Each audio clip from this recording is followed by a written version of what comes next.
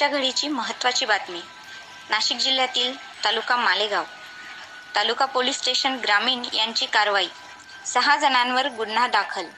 78,000चा मद्यमाल जप्त. अवैध हातभट्टी, हातभट्टी, दारू गाळण करणाऱ्यांवर छापे टाकून 70 लिटर गावठी दारू, 1360 लिटर रसायन असा एकूण 78,000 रुपयांची गावठी दारू व इतर साहित्य या जप्त करून संबंधितांवर महाराष्ट्र दारूबंदी कायद्यानुसार 6 गुन्हे दाखल करण्यात आले आहेत.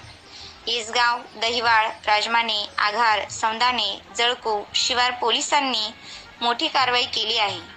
तालुक्यातील नदीलगत असलेल्या गावांमध्ये गावठी दारू हातभट्ट्यांवर छापे टाकून पोलिसांनी मुद्देमाल हस्तगत केला आहे.